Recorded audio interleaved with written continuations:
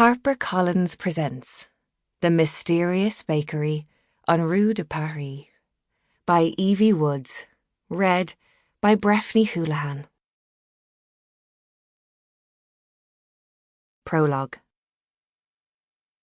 Nestled among the cobblestone streets of Compiègne, there existed a bakery unlike any other. When customers crossed the threshold, they found not only sustenance for the stomach, but also for the soul.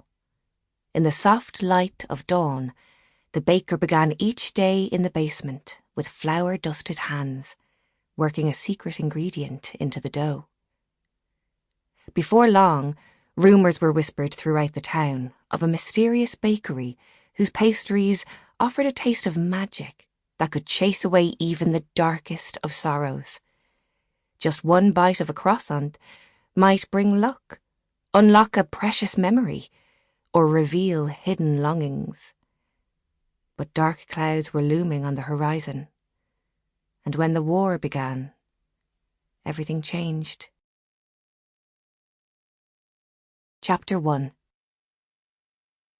A recipe for disaster doesn't require that many ingredients. An unhealthy amount of wishful thinking, mixed with a large dollop of devil-may-care when it comes to reading maps.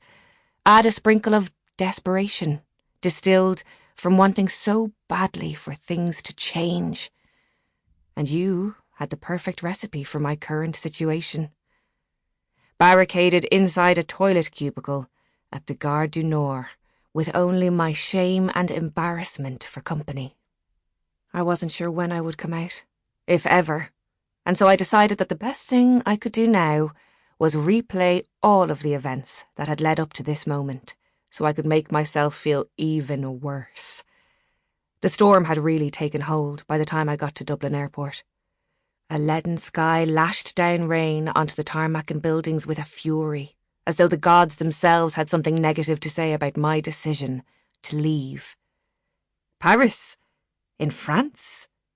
Yes, Dad, we've been through this a million times, and I do wish you'd stop saying it as though it's the outer reaches of Mongolia.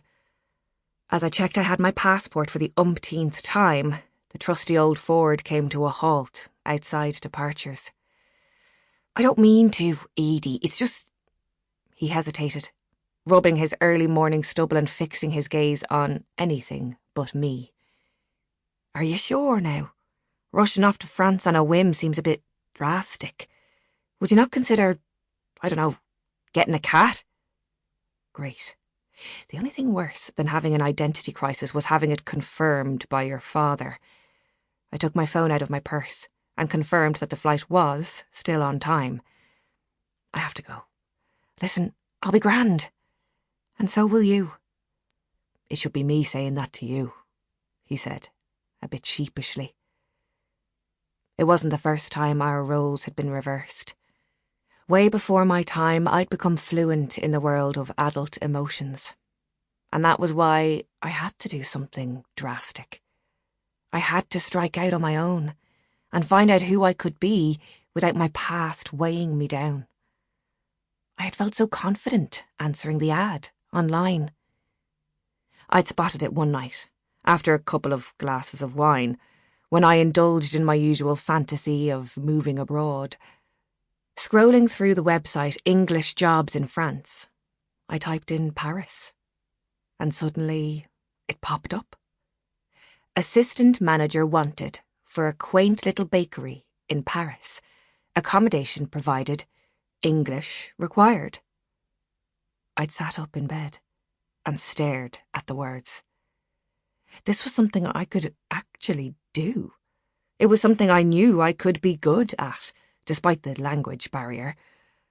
All at once, my imagination was filled with visions of a chic, sophisticated boulangerie in one of the posh quartiers of Paris, modern but with a nod to vintage. Frankly, I was surprised by how quickly I got the job, even without a proper interview. I couldn't quite believe my luck.